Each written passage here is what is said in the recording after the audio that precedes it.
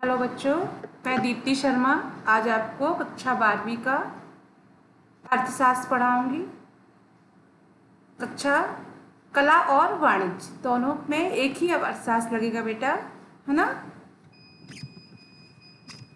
तो अपन समष्टि अर्थशास्त्र और व्यष्टि अर्थशास्त्र आप एनसीईआरटी की बुक के हिसाब से अब अर्थशास्त्र की दो बुक हो गई है बेटा, समष्टि और व्यष्टि अर्थशास्त्र। तो अपन ने समष्टि अर्थशास्त्र और व्यष्टि अर्थशास्त्र की परिभाषा, अर्थ, विशेषताएं, है ना, और उनका महत्व, सीमाएं, ये सब पढ़ा। और व्यष्टि अर्थशास्त्र और समष्टि अर्थशास्त्र एक दूसरे के पूरक हैं, ये भी पढ़ा। अब अपन पढ़ेंगे बेटा व्यष्टि एवं समष्टि अर्थशास्त्र में अंतर। व्यष्टि अर्थशास्त्र और समष्टि अर्थशास्त्र के बीच एक निश्चित रेखा में क्या होता है, अंतर अत्यंत कठिन है ना। इन्हें में पाए जाने वाले अंतर भी हैं। तो अगर कोई व्यष्टि और समष्टि एक दूसरे के पूरक हैं तो उनमें अंतर भी होगा, है ना। तो व्यष्टि अर्थशास्त्र में क्या किया जाता है बेटा, छोटी छोटी इकाइयों का क्या किया जाता है, अध्ययन किया जाता है, जिसमें जैसे कि एक व्यक्ति, एक फर्म, एक उद्योग आदि का, है ना। तो व्यष्टि अर्थशास्त्र छोटी छोटी वैयक्तिक इकाइयों का क्या करता है, अध्ययन करता है। और समष्टि अर्थशास्त्र में इकाइयों के योग अर्थात राष्ट्रीय आय का योग का अध्ययन किया जाता है समष्टि अर्थशास्त्र में, जैसे कि कुल राष्ट्रीय आय, रोजगार, कुल विनिमय, कुल उपभोग आदि का अर्थ आदि का अध्ययन काय में करते हैं, समष्टि अर्थशास्त्र में करते हैं। व्यष्टि अर्थशास्त्र पूरे समग्र मतलब व्यष्टि अर्थशास्त्र में संपूर्ण समग्र संपूर्ण अर्थव्यवस्था का जो होती है उसके एक अंश का क्या किया जाता है, अध्ययन किया जाता है। और व्यापक अर्थशास्त्र में समग्र में इसमें संपूर्ण अर्थव्यवस्था का क्या किया जाता है, अध्ययन किया जाता है। व्यष्टि अर्थशास्त्र में एक अंश, एक परिवार, है ना, इसका अध्ययन करते हैं। व्यष्टि अर्थशास्त्र का मुख्य विषय क्या होता है, विश्लेषण करने के लिए कीमत सिद्धांत। तो व्यष्टि अर्थशास्त्र का मुख्य विषय है कीमत सिद्धांत। व्यष्टि अर्थशास्त्र में समष्टि अर्थशास्त्र का मुख्य राष्ट्रीय आय व रोजगार का विश्लेषण। तो जो समष्टि अर्थशास्त्र होता है उसमें मुख्य विषय होता है राष्ट्रीय आय व रोजगार का विश्लेषण किया जाता है। और व्यष्टि अर्थशास्त्र में मुख्य विषय है कीमत सिद्धांत का। चौथा है समष्टि व्यष्टि अर्थशास्त्र के योगों को टुकड़ों में तोड़ने की क्रिया को आधार माना जाता है। तब जो व्यष्टि अर्थशास्त्र है उनको छोटे छोटे रूपों में उनका अध्ययन किया जाता है, उनको छोटे छोटे पैमाने पर इनका अध्ययन किया जाता है। और समष्टि अर्थशास्त्र का आधार योग क्रिया है, मतलब इसको एक उसमें अपन योगों के आधार पर इसकी क्रिया मतलब क्रिया है। फिर व्यष्टि अर्थशास्त्र में कीमत निर्धारण हेतु अन्य बातें सामान्य रहें। जो कीमत निर्धारण है उनमें अन्य बातें सामान्य रहें। समष्टि अर्थशास्त्र का मुख्य रूप से सामान्य संतुलन के आधार पर, मतलब जो संतुलन होता है वो कैसा होता है, सामान्य संतुलन के आधार पर कुल मूल्य एवं उत्पादन के विभिन्न स्तरों के निर्धारणों का क्या किया जाता है, अध्ययन करता है। और विभिन्न बाजारों की परस्पर निर्भरता पर बल देता है समष्टि अर्थशास्त्र में। और व्यष्टि अर्थशास्त्र में अन्य बातें सामान्य रहे की मान्यता को लेकर चलता है। और समष्टि अर्थशास्त्र बाजार के परस्पर निर्भरता को बल देता है, कुल मूल्य एवं उत्पादन के विभिन्न स्तरों का क्या करता है, निर्धारण करता है। इसमें समष्टि व्यष्टि अर्थशास्त्र में रोजगार, उत्पादन तथा आय के वितरण की व्यवस्था को विभिन्न क्षेत्रों के बीच में क्या करता है, परिवर्तनशील करता है। इसमें रोजगार के उत्पादन तथा आय के वितरण की स्थिति को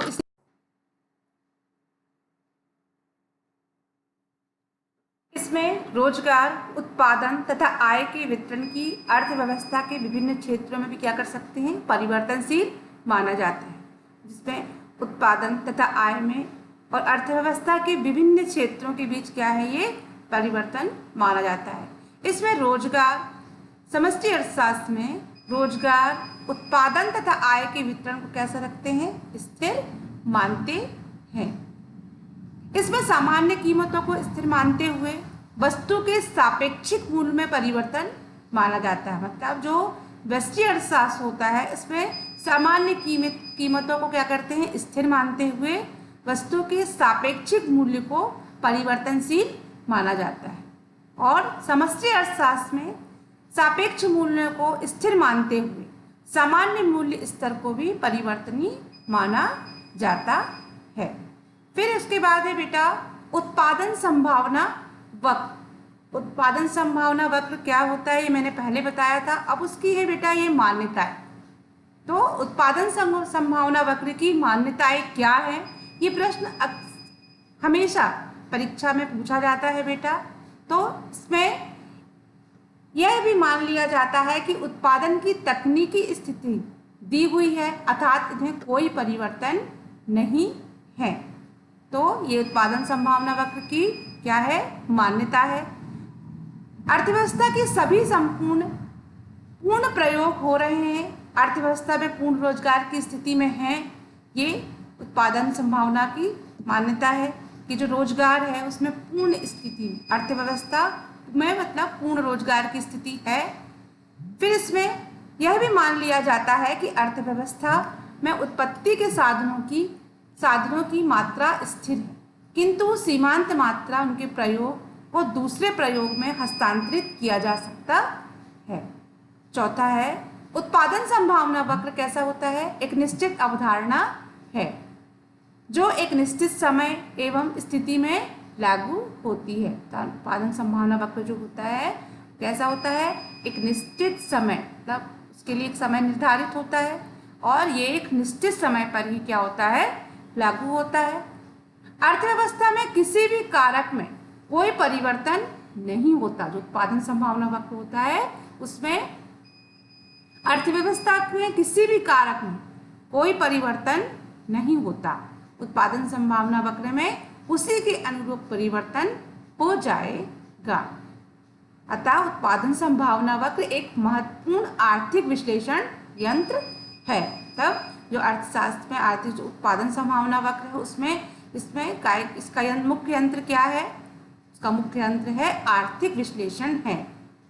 यह एक अर्थव्यवस्था की केंद्रीय समस्याओं तथा अर्थशास्त्र के अनेक आधारभूत विचारों को भी क्या करता है, स्पष्ट करने में सहायक होता है। जो उत्पादन संभावना वक्र होते हैं बेटा वो आर्थिक विश्लेषण का मुख्य यंत्र होता है और यह एक अर्थव्यवस्था की केंद्रीय समस्याओं को भी, इसके आधार को, विचार को स्पष्ट करने में क्या होता है, सहायक होता है। तो आपने उत्पादन संभावना की 4 मान्यताएं पढ़ी है ना। तो पहले उत्पादन तकनीकी के लिए है, अर्थात इसमें कोई परिवर्तन नहीं किया जा सकता। यह पूर्ण रूप से क्या होती है, अर्थव्यवस्था पूर्ण रोजगार की स्थिति में होती है ना।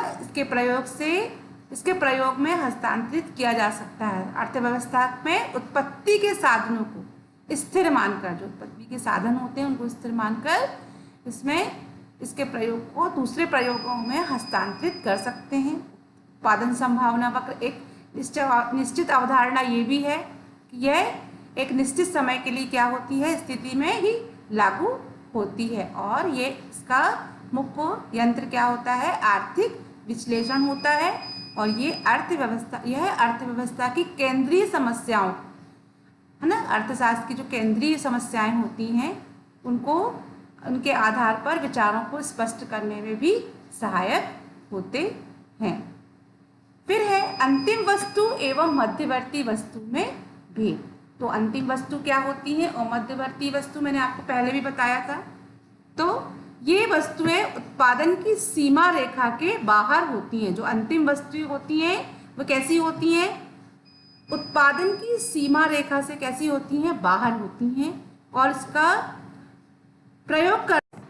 तो आपको पहले मैंने अंतिम वस्तुएं और मध्यवर्ती वस्तु के बारे में बताया था, परिभाषा भी बताई थी ना। तो अंतिम वस्तुएं कैसी होती हैं, वह सीमा रेखा के बाहर होती हैं और अंतिम प्रयोगकर्ता द्वारा प्रयोग के लिए तैयार होती हैं। तो आज अपन इसका अंतिम वस्तुएं और मध्यवर्ती वस्तु में क्या पढ़ेंगे बेटा, भेद पढ़ेंगे। ठीक है, तो ये वस्तुएं सीमा रेखा, अंतिम वस्तु जो होती हैं वो सीमा रेखा के बाहर होती हैं और अंतिम उपयोगकर्ता द्वारा क्या की जाती हैं, प्रयोग के लिए तैयार की जाती हैं। मध्यवर्ती वस्तुओं की सीमा रेखा के कैसे होती हैं, अंदर होती हैं और उनका अंतिम प्रयोगकर्ता, मतलब जो अंतिम प्रयोगकर्ता होता है उसके द्वारा प्रयोग के लिए तैयार नहीं होती, जो मध्यवर्ती वस्तु होती हैं। अंतिम वस्तुओं को पुनः बिक्री नहीं की जा सकती, जो अंतिम वस्तु होती है उसकी पुनः बिक्री नहीं की जा सकती और मध्यवर्ती वस्तुओं को पुनः बिक्री के लिए मतलब बिक्री की जा सकती है। और उस अंतिम वस्तुओं में का प्रयोग अन्य वस्तुओं के उत्पादन जैसे कच्चे माल के रूप में किया जा सकता है। काय का, अंतिम वस्तुओं का उपयोग काय के लिए किया जा सकता है, वस्तु जो पुनः वस्तु होती हैं उनके उत्पादन के कच्चे माल हेतु प्रयोग किया जा सकता है। और मध्यवर्ती वस्तुओं को, इन वस्तुओं का प्रयोग अन्य वस्तु के उत्पादन हेतु कच्चे माल के रूप में भी किया जाता है। तो जो मध्यवर्ती वस्तु हैं इनका प्रयोग भी वस्तु के उत्पादन के लिए कच्चे माल के रूप में किया जा सकता है। अंतिम वस्तुओं के लिए मूल्य वृद्धि नहीं होती, जो अंतिम वस्तुएं होती हैं उनमें कोई मूल्य वृद्धि नहीं होती, उनका मूल्य एक ही होता है।